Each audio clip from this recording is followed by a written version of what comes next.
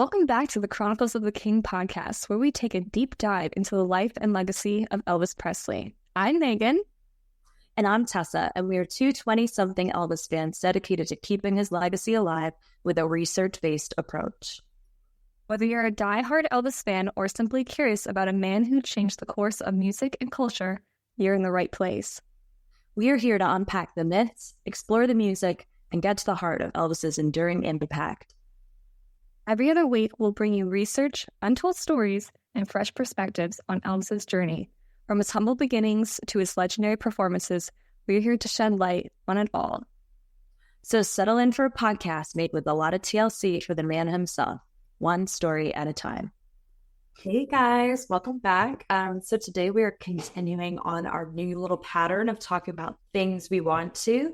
And since in our last episode, we talked about Elvis's 68 comeback special, we thought it would be fun to do a little series kind of delving into some of Elvis on a little screen performances. So we want to just start and go back a little bit before the 68 special to talk about the 1950s and Elvis's television appearances. These early performances were super integral in making Elvis a household name. And while we might think of Ed Sullivan as kind of being like the pinnacle of TV in the 50s and late 50s and making people more famous in terms of household names, it's really interesting that Elvis had kind of already become a TV sensation by the time he appeared on the Ed Sullivan Show. Yeah, and so we're not going to talk about the Ed Sullivan Show today. We're only going to be talking about the Dorsey Brothers Stage Show, the Milton Berle Show, and then the Steve Allen Show. So, because the Ed Sullivan Show, there's, I think, a lot more controversy, and it was also it was a bigger show, so there was a lot more notoriety around it. So we're just going to talk about these three today, and then I think kind of do like a part 2 later on. Mm-hmm. So the reason we thought it was very important to talk about these early TV performances and appearances were because of how much of a cultural shift there was at the time in the 1950s and how the boom of television really accelerated Elvis's rise as a controversial figure and also, kind of solidified him in the public eye and the public persona. So TV in 1950s America, tell us about it. All right, I was really excited to bring everybody these stats. So obviously in the 1950s, more households are getting television, so it's becoming a popular thing. It's a popular pastime. Families sit around, watch TV. We have this quote, a little bit of a statistic. It said, as TV sets became less expensive and the opening of hundreds of new stations across the country after the removal of the freeze made television broadcasts available to the entire country. In 1950, only 9% of American households had television. By 1959, that figure had increased to 85.9%. And so we have like a rough estimate that around 1956, approximately about 34.9 million American households owned a television set, representing 71.8% of households. Yeah, so this is the background, this is the setting that we have for Elvis becoming Elvis's first TV appearances. Mm-hmm. The people who really saw that Elvis getting into being on the television screen, on the little screen, how important that would be for the development of his career were big heads at RCA and also, of course, the Colonel Tom Parker. The Colonel nobody was doing. Right. And so this is a little quotation from Last Train to Memphis, Peter Gromnick's first edition of his Elvis biography, where he says, television was the key to the deal. The Colonel realized it. Hell, Bob Neal had realized it. That was what he'd been aiming for when he took Elvis to New York to try out for Arthur Godfrey's Talent Scouts. How many people could you reach with one national appearance as opposed to all the one-night stands, the endless promotions and exploitations that you did before picking up stakes and moving on to the next town? There was no comparison, even for an old carnival hand like Tom Parker. The trick was in controlling the game. You had a boy who could be ruined by any number of variables: sex, scandal, familiarity, loss of self-belief. The idea was to remove him from those variables. The trick was to expose him. but expose him only so much to define and control the level of acceptable danger. I think this is really important because there's a whole thing, I was just reading about it in, what's the most recent book I read? Oh, Jerry Hopkins' 1971 biography of Elvis. Talking about how exposure and kind of lack of exposure or lack of accessibility of Elvis, especially in the 60s, the Colonel was kind of making it so that it was rare for people to like get a slice of the Elvis pie, if that makes sense. Yes. But it's a rare at commodity. the beginning. Right. And how that made him allegedly like more desirable. So it was interesting that in this early, you know, when they're trying to set off his rise, that they're trying to get him in as many households as possible in a very controlled manner. Yes. And I think that is just interesting that they like wanted him to be popular, but they also wanted it to be in a like controlled manner, which was totally not Elvis when you think about it. It was like giving them enough, like a little bit of a taste. Because I mean, the appearance on the TV shows are like not very long. They're pretty small in comparison to the length of the whole program. And so they just got a little taste of Elvis, sending all the teenage girls at home wild, that they kept wanting to see him again, again, and again. And I think they started just enough controversy, just a taste of the controversy, that it would land Elvis in the newspapers. And you know, what is the saying? It's like all publicity is good publicity, whether it's really good or bad. It was just putting his name out there. And so each kind of television performance, we see a different, these three that we're talking about today, we see a different angle of Elvis and a different image that's trying to be portrayed, depending on which television show he's on. And so, so we see a different angle of Elvis. You can also see him, like, as we progress through the different shows, he starts to just get a little bit more comfortable with being in front of the camera, having that live studio audience, and he's starting to understand, I guess, his abilities to control an audience a little bit. Yeah, so beginning with the Dorsey Brothers Stage Show. So just a little context for this show. It was a mid-level CBS variety show, which was hosted by some big band legends. And Goralnik says that the stage show had started out the previous fall as a half-hour lead into Jackie Gleason's Honeymooners, which had previously occupied the full hour as the Jackie Gleason Show. It proved so weak a lead-in that by March, the order would be switched and the show itself dropped after a single season. So the Dorsey Brothers Show got a little more popular than Jackie Gleason's show, and it is the first TV show to host Elvis's national TV debut on January 28th, 1956. Yeah. And so Elvis would have a total of 6 appearances on the Dorsey Brothers Stage Show, which was the most out of any TV show. Tessa mentioned the first one on January 28th, 1956. Then there was another one February 4th, 1956, February 11th, February 18th, March 17th, and March 24th, all of 1956. And our look. So what Elvis do we see? So we kind of feel a nervous energy, you know, especially in this very first performance. He's not quite Elvis, you know, as like unbridled and rebellious as he is. I feel like he's still kind of like that Sun era Elvis, I think you could say. Yeah.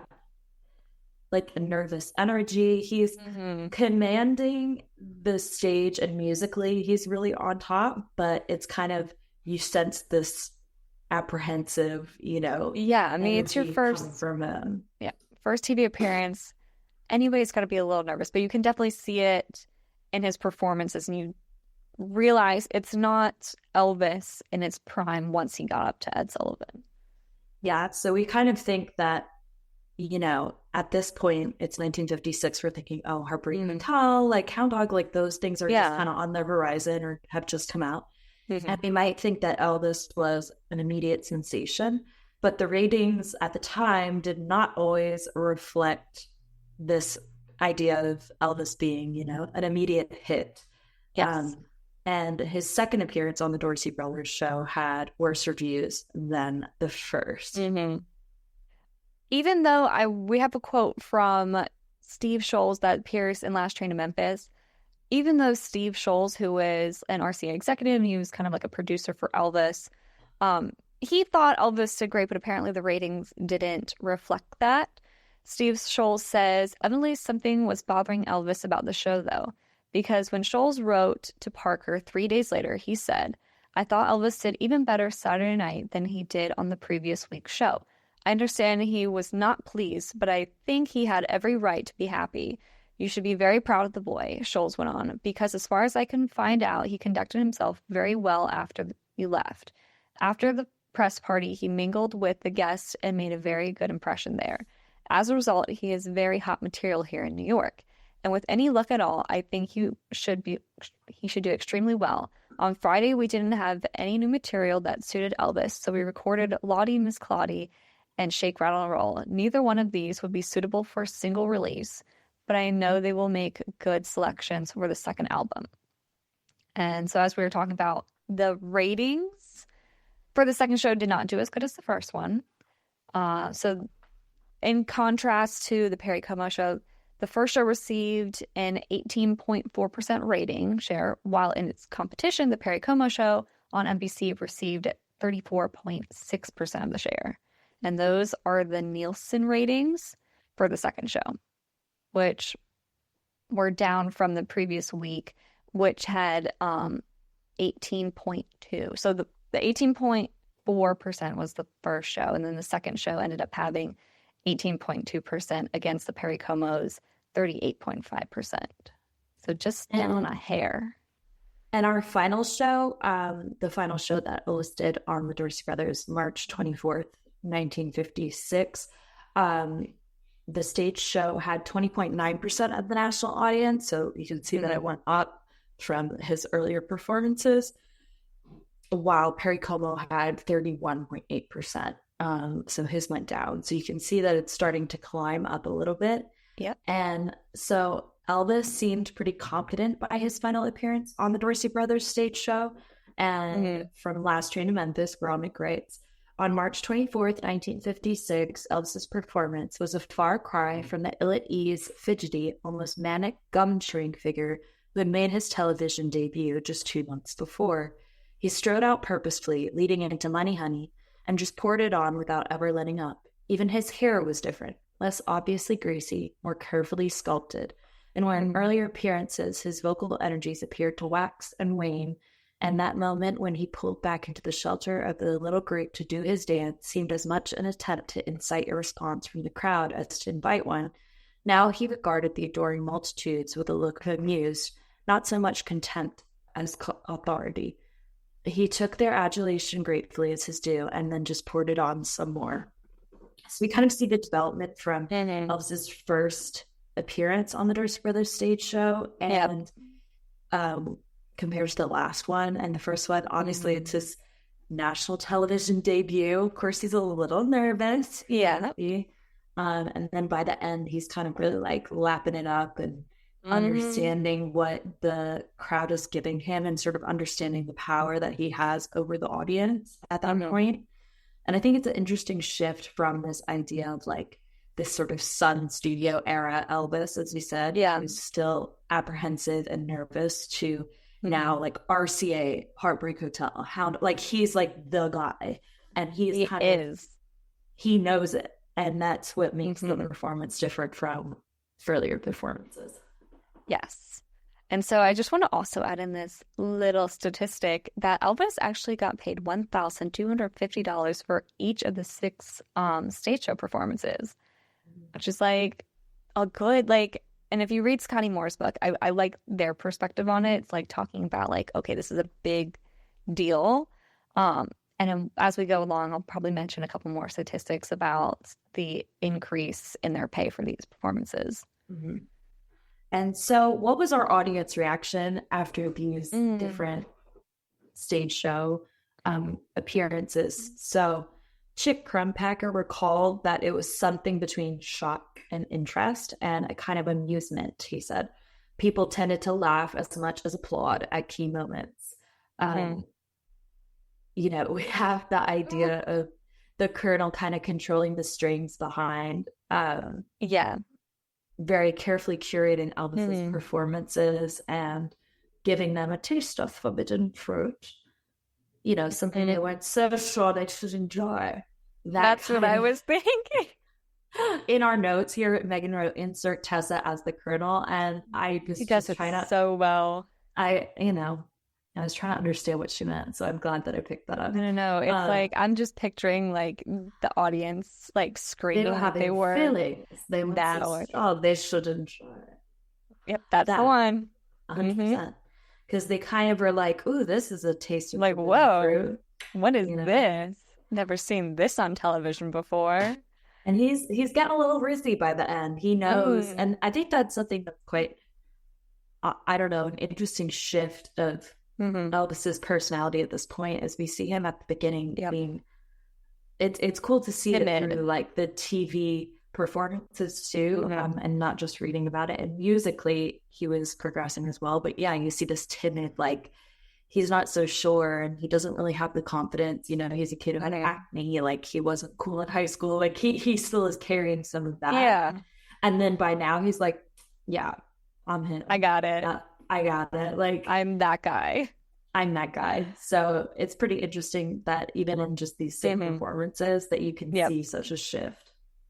And I was watching while we were doing some research for this, I was watching a compilation of all the Dorsey Brothers Stage Show performances. So you can like visually see as you go through each one how he's just getting a little bit more comfortable. The moves, I think, are becoming a little bit more expressive.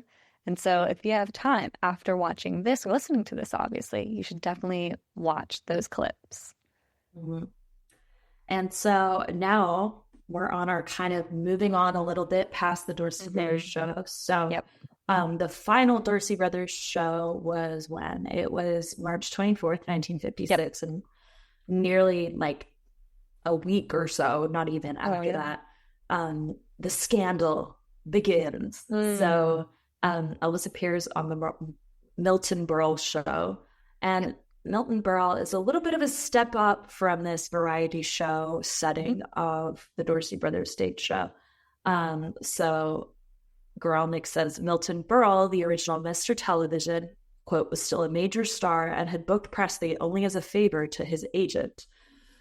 So Milton Berle is kind of, you know, the guy. He's the show to be on. He's cool. Absolutely. He's very funny. I actually like the Milton Berle shows better than I like the Ed Sullivan shows. Okay, I get that. Because I don't know, I think Milton Berle was able to hype Elvis up in a certain way, and I think was able to bring a little bit of Elvis's comedic nature out a little bit. And they were able to like do skits that I think really lended themselves well to Elvis. That was just my bit of info. I like that. So Elvis's first appearance on the Milton Berle Show was April 3rd, 1956, and he is seen performing from the deck of the USS Hancock. And so we got another quote from Peter Guralnick's Last Train to Memphis. It said, all right. It said, the performer that television viewers saw appeared in yet another stage of radical metamorphosis, more self-assured by half, more in command of his look and style than he had been just 10 days before. But it is the stark visual imagery that sets off his performance most, as he stands all in black, except for white tie, white belt, and white bucks, legs spread wide apart, and at a point of hitherto unremarked stillness, just inviting the crowd to come to him. Whoa. Peter Guralnick knew what he's doing when he wrote that. Jeez. And what kind of funny about, I don't know, any kind of like television shows, variety shows, performance shows from the time, that I think, you know, if we think of talk shows today, they're like not that dissimilar, but it's just like, if you think of Jimmy Kimmel, like he's doing skits and bits with these celebrities all the time. And so Milton Berle has a bit as like this character called Melvin Presley. And that's one of my favorites. It's like corny when you watch it, and then you're like, it's actually not that different from, you know, what we still do today. It's just interesting to me that they kind of like have reformatted a variety show. We still have the same kind of things. It's just like a 50s humor with a mildly transatlantic accent is like so odd to me, I guess, to watch. Now you're like like, you know, it's not like it's not actually funny, but I guess I maybe don't find some talk show stuff that funny either. I just like the performance. I don't know. There was something about the Melvin Presley bit. Like, yeah, I do like it. It was good. Yeah. And so we have June 5th, 1956. We have our legendary Hound Dog performance.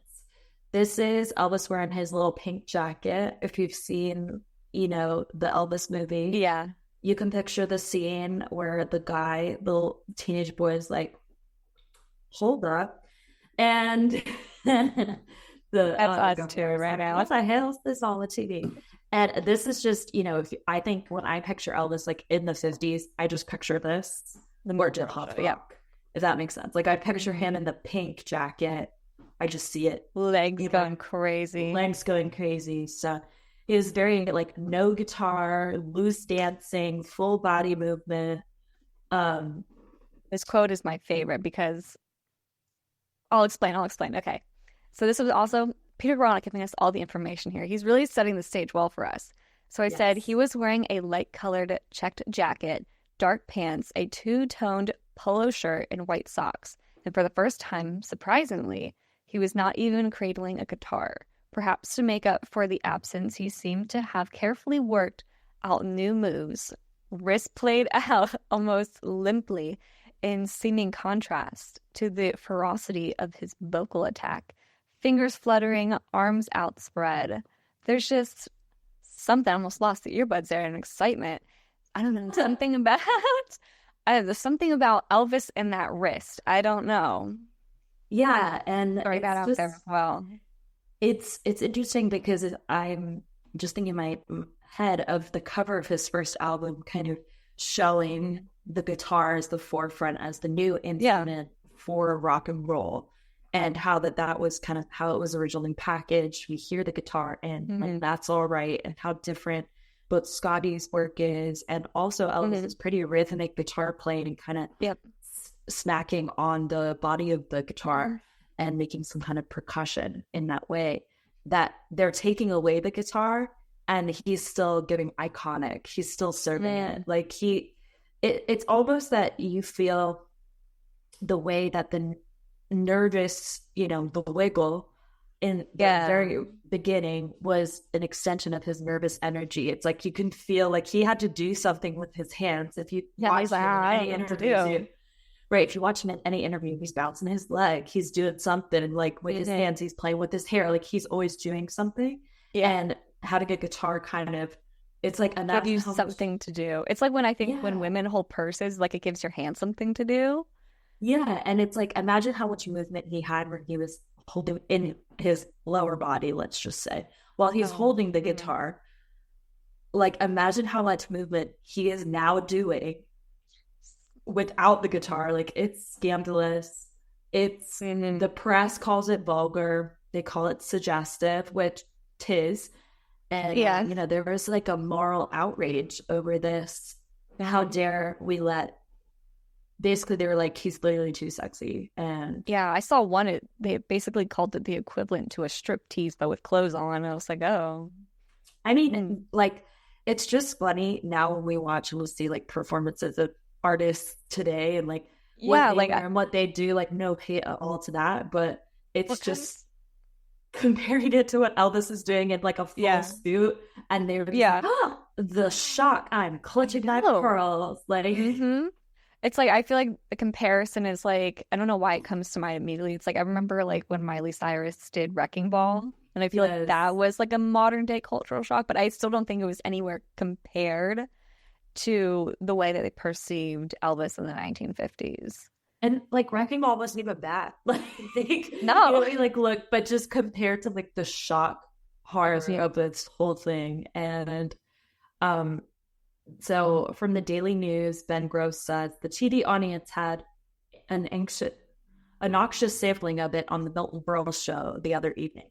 Elvis, who rotates his pelvis, was appalling musically. Also, he gave an exhibition that was suggestive and vulgar, tinged with the kind of animalism that should be confined to dives and bordellos. What amazes me is that Berle and NBC TV should have permitted this affront. Like, Whoa. They were just scandalized by a dude wearing a pink suit. Elvis the pelvis, that's one of the most childish expressions I ever heard come from an adult. Like, Tessa is really... the fountain of the Elvis movie quotes. And I'm here for it. I've seen that movie. Like, and things will just happen in my daily life. Like, someone will be like, oh, that's Gracie. And I'm like, Gracie, how? Yeah, when they go. Like, I just can't. It just runs. It's been 3 years of it in my brain, and it's just there to stay, I think. I don't mind it one bit at all. Thank you. You're welcome. But it wasn't just, I feel like, the American average everyday goer that kind of was appalled by Elvis. It was also like, it really, I think, stemmed from religious communities.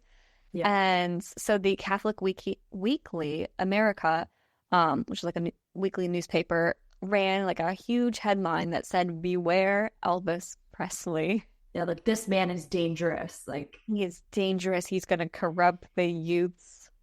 It's interesting, if you go to the Rock and Roll Hall of Fame in Cleveland, they have a whole section of how up in arms people were about rock and roll. And it's interesting. It goes from like as early as Elvis, then the Beatles, and then several others. And it goes down to like Eminem. That just kind of, there's always been some kind of outrage over anything that is perceived as progressive musically and challenging the status quo and challenging the norms. But it's not just something that happened in the 50s, like it still happens today, that we kind of it's whenever whenever somebody tries to push the envelope just a little bit, people are like, whoa, that's too far. And what I think is really interesting about this that you highlighted is that Milton Berle defended Elvis publicly for this performance and said that Elvis, quote, he's got something different and people are afraid of change. And I really like that he stuck behind it. He wasn't like, whoa, I didn't know he was going to do all that. Yeah. Because like back in the day, like this generation to, I don't know, something different. Nah, I feel like that was a good time to insert another Colonel quote. Oh, yeah. Which one? Who knows? Who knows? Something. So after this performance that was so like scandalous, there was a big change, which we see in the Elvis movie, that they wanted to kind of reel Elvis in. That they were like, this guy, there was just like so many newspaper articles. People were sending letters to TV stations about it. Parent burning groups. Records. Like, there was so much controversy after this performance, which when we watch it, it's like, like, you know, it's like, he looks good, he's dancing, but it doesn't feel like that appalling. I don't know. No, I think we all still feel the same way about it, but I don't think a reaction like, we don't need to censor this. Like, this is okay to put on TV. Right. And so then we kind of move into our third image makeover section, which is the Steve Allen Show. So this is his next TV performance. And the Steve Allen Show is kind of the opposite of this Milton Berle defending Elvis doing this. It's a little bit more high class. Yeah, it's, pro-censorship, if you will. And very, like, trying to clean up his act. And this is another famous performance. Yes, it is. July 1st, 1956. Yeah, so this is where Elvis famously sung to a hound dog, in a coat and tails, real fancy. They also did, and it's probably not as highlighted as much as singing to the hound dog, but they also did a cowboy skit, which is kind of, I feel like, a little humiliating for Elvis as well, because I feel like it almost picks fun of the South, because they also did it was Steve Allen, Andy Griffith, and Elvis. The whole South. Pretty much. Yes. I did it.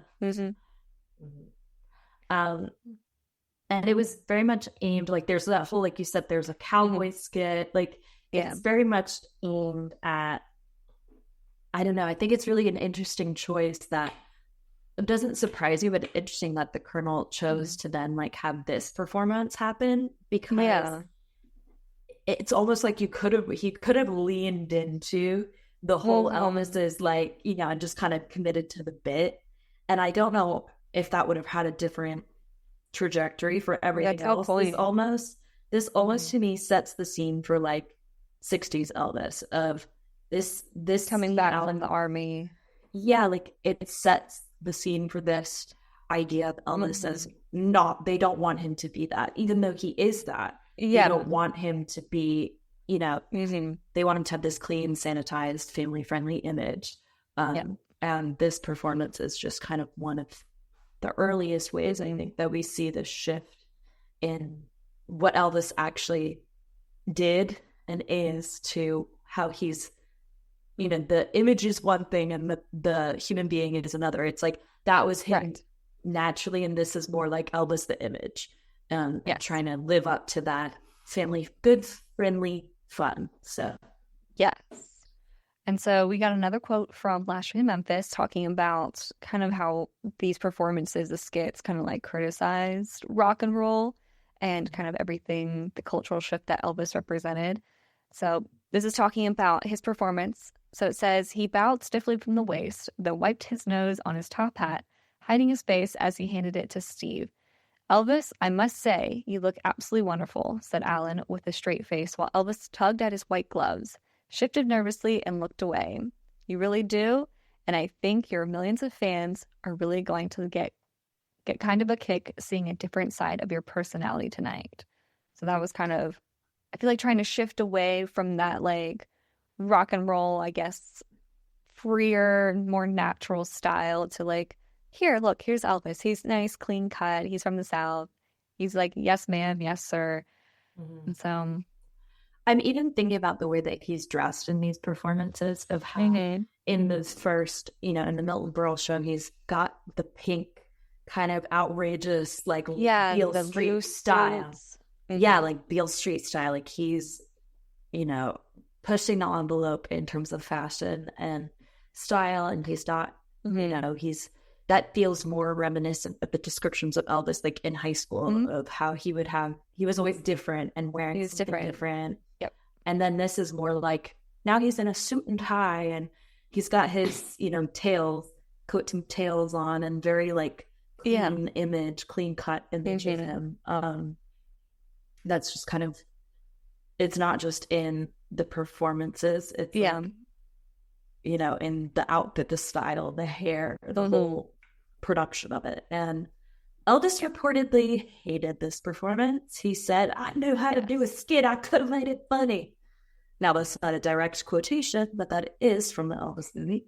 Thank you for that.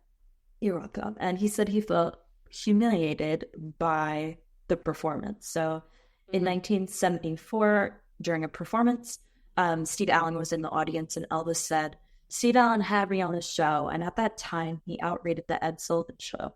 Steve has a weird mind, you know. He's a funny kind of man, you know. He's a brilliant genius of comedy. He had me dressed in a tuxedo singing to a little fat dog. I love him for it, but I will never forgive him. Dang.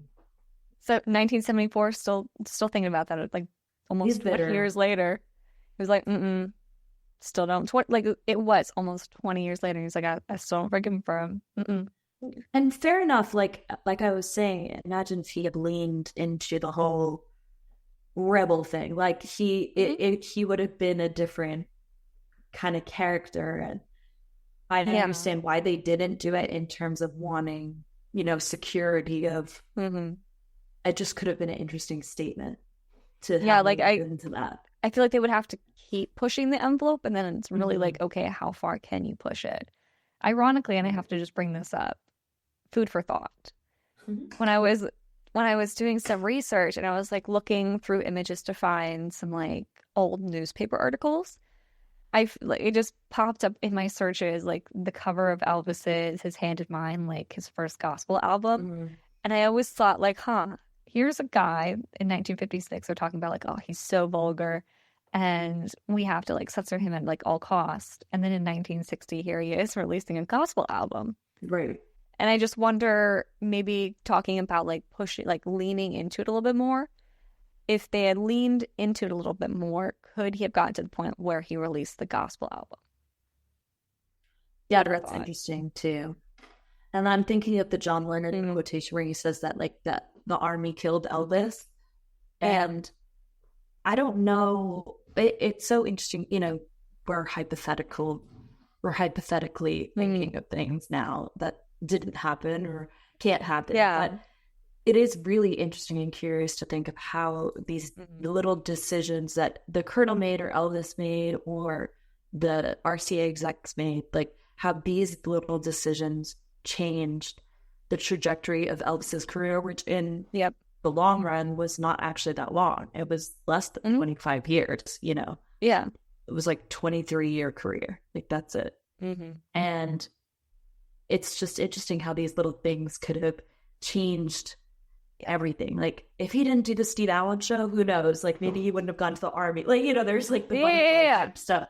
But that it kind of, you know, all of these decisions were consciously made for a particular end goal. And it's just what was the end goal at each different point. Like making all the movies. The end goal was Elvis wanted to be a movie star. So Elvis was a movie star, but was he creatively fulfilled? The end goal of this was Elvis is now a clean, family-friendly act, but he's not creatively fulfilled, or he's not free, or he's not himself. He's an image. He's not the person that he was. So it's just all these little knock-on effects I find so interesting to think about and how they all have an effect. Again, food for thought. We'll never know. Food for thought. But the Colonel was definitely mastermind when it came to those things. For sure. And despite the controversy of the Steve Allen performance, ratings soared. Yeah. Which is, I think, also talking about, like, they were making these decisions on purpose. And I think they knew what they were doing. I think it's evident in the TV ratings as well. Absolutely. And this appearance made Elvis a little more famous, which is kind of interesting too. We see that he's not this rebel figure anymore, even though he is still. But he's not. And then the people are watching it and they're like, oh, that's so fun and family friendly. Which, after all this controversy. Now I'm having more food for thought. When you think about like 1970s Elvis, like you look at the crowds, like when you see like Elvis in concert, or That's the Way It Is, and it's like a good mix of people from like all demographics. Like you have men, you have women, older people, younger people.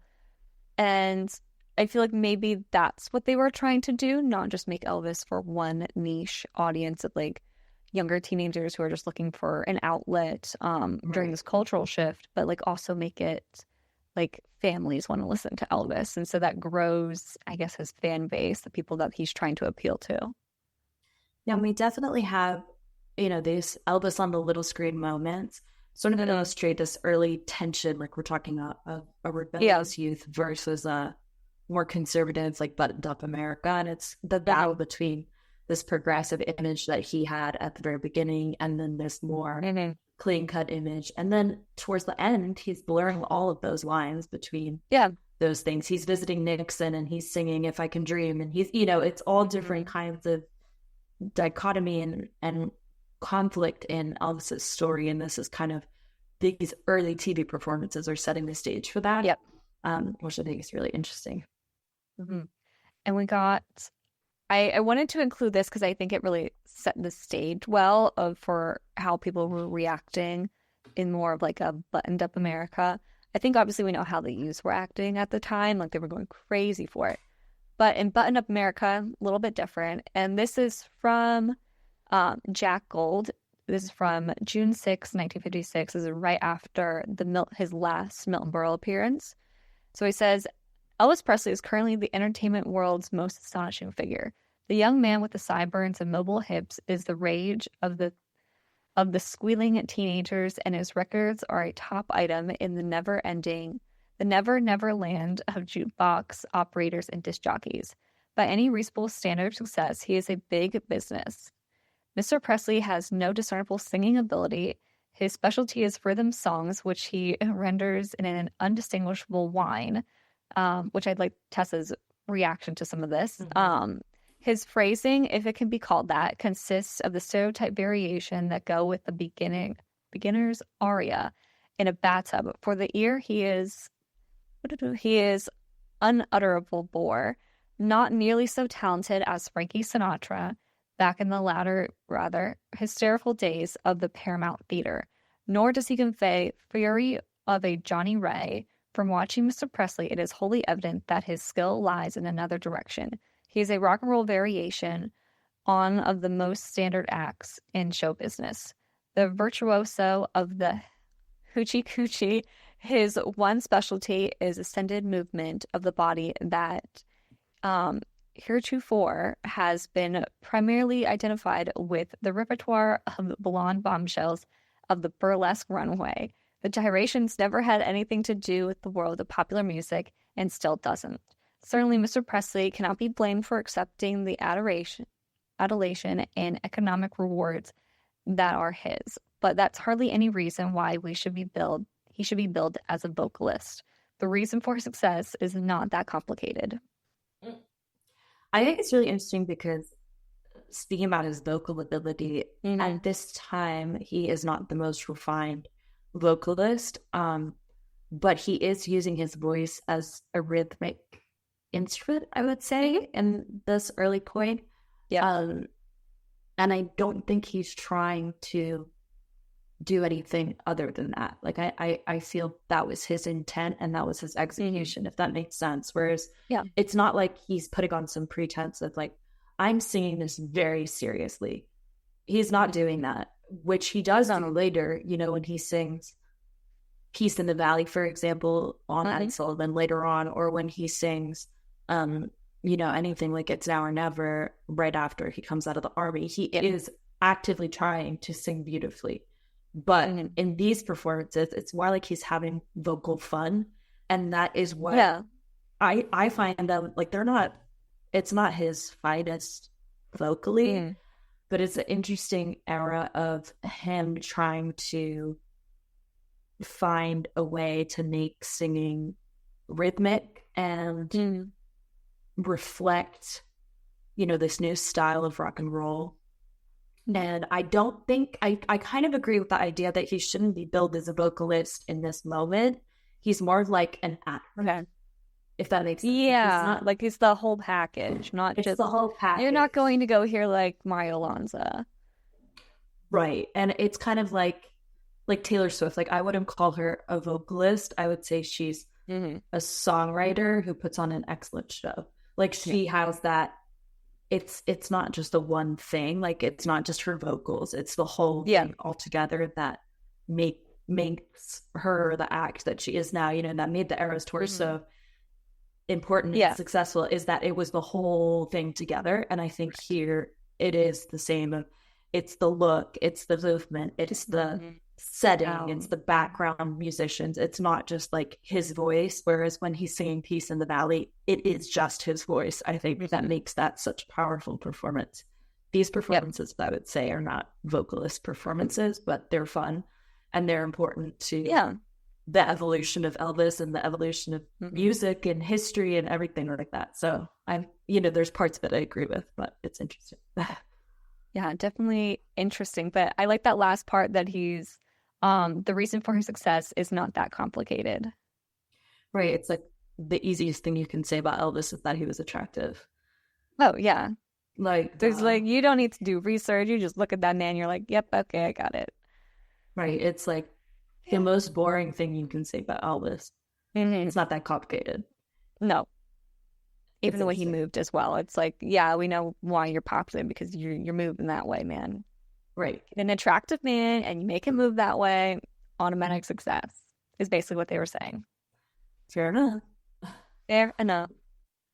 So it's just also interesting too, this idea, we're talking about the dichotomy between Elvis, like the rebel, and Elvis, the guy in the suit and tie, and like how Elvis was both shaped by and like resisted by his television appearances. Yeah. And how each host of each of these three early performances played a different role in creating Elvis. Yeah.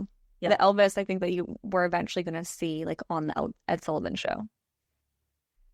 And so we said, sorry, we said, so we have like the Dorsey Brothers, we have Berle, and we have Allen.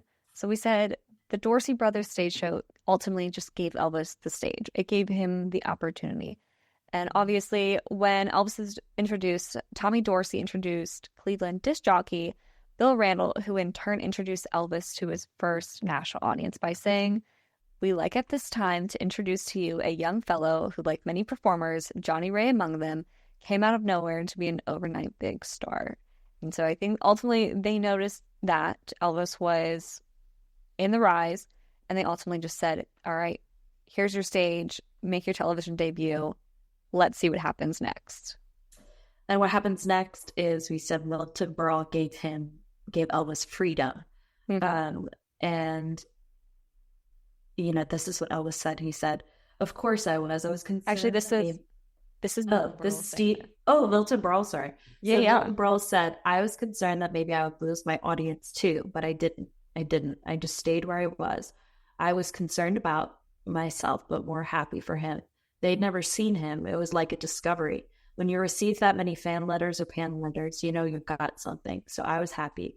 It did affect me a little, but I got over it. I was too busy working and doing the show and other things and producing and writing and performing.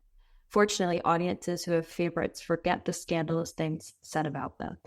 If the audience likes you and they're with you and your fans are with you, you're on top. So many stars overcame adversity of bad notices.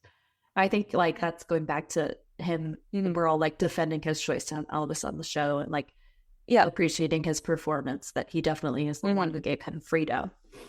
Yeah, and I think from this I also gather it's kind of like Milton Berle saw like this is what Elvis does, and I think there was a lot of people who wanted to see that, and so he kind of just said, all right, here's Elvis, we're gonna, I think, even lean into it a little bit. Again, this is my favorite TV performance of Elvis's, so I can go on about this one. I think leaning into like the Elvis Presley bit, there was on the second show they had Deborah Paget on, but this was before Love Me Tender, and they kind of did like a bit, and it's like, oh, how could somebody like Elvis have somebody who's as sophisticated as Deborah Paget, and you have Deborah Paget going crazy over Elvis. And I think it just showed that Elvis had something that everybody wanted, and yes, it might be different, but ultimately at the end of the day, I think you have to accept the change. Yeah. And then we have our final sort of segment of this episode is that Steve Allen tried to tame him. We have, you know, the Dorseys gave him stage, Milton Berle gave him freedom, and then Steve Allen tried to tame him. Yeah. And so Steve Allen said, there's been a demand that I cancel Elvis from our show.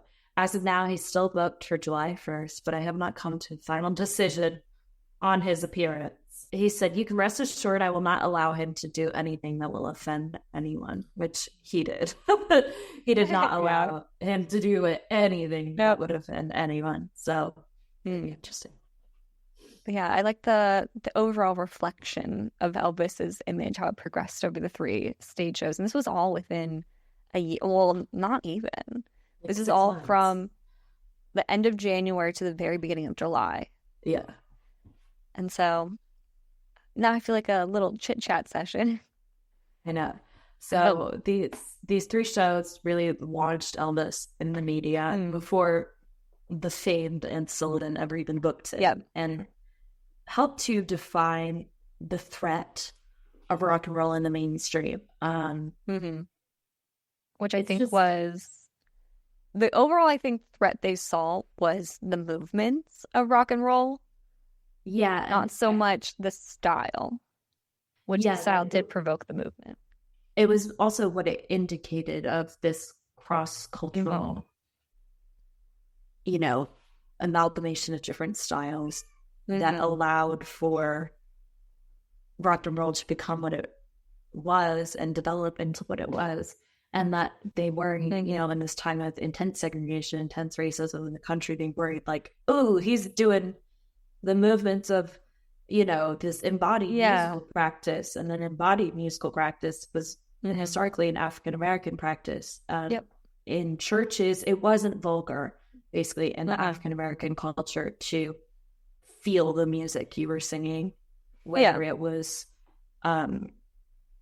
gospel or popular music or the blues. It was not vulgar to feel that music. And Elvis was a white man on the main stage who was showing that it was like he felt, I don't think he felt any of his movements were vulgar, but he kind of saw how they elicited a response from the audience and leaned into that for sure. So. And mentioning that, like, it was more accepted, like, in the Black community to have these movements. You always also, like, the hypotheticals, like, if things were different, because I feel like if Elvis, you know, wasn't white, and I feel like he did these movements, it probably wouldn't hear a whole lot about it. But since it was this white guy who is, you know, appealing to primarily a white audience moving like this, I think they saw it as a way that Elvis, like the headline said, like, beware of Elvis Presley, that he was going to come in, corrupt them, was going to ruin a way of life, I guess, quote unquote, you could say. And that's what I wrote my paper on, actually. I know we talked about this. Tessa and I both like to write papers about Elvis. When I did my degree, I wrote about how Elvis's early career, early rock and roll, was kind of like the bridge for segregation and ultimately try to help blur the color lines. And that's what they were so afraid of. That's what the threat of rock and roll was that it would allow for this unspeakable, horrible thing to happen across cultures, you know, existing among one another. What a terrible thing that would be. Like, that's how they felt, you know? And it's so crazy that that's how they felt. And that's just so, you know. And so ultimately, I think we can say is kind of what the uproar was all about and why it was so awful, and how we eventually got into the Ed Sullivan Show, where it was being filmed way step. And, you know, our kind of recap here is that Elvis didn't need Ed Sullivan to, like, cement his place in television and the little screen in people's homes. But, you know, he had these early shows to prove that he was able to risk things and reel it back. And, you know, our next episode, we're going to be talking about the Ed Sullivan years and see how these earlier shows influenced what Elvis would become in the later 50s. Yep. And there's a lot more uproar around those. So we'll definitely be going a little bit more in depth with those. That's all we have for today. Thanks for tuning into this episode of the Chronicles of the King podcast. If you love what you heard, please don't forget to subscribe, rate, and leave a review. Your feedback helps bring the King's story to life. You can follow us on social media at the Chronicles of the King for updates, upcoming series, and more. We'd love to hear your input and any of your favorite Elvis moments. Until next time, keep rocking and rolling, and we'll be back soon with more stories from Elvis's extraordinary life. With TLC, we'll see you on the next episode of the Chronicles of the King.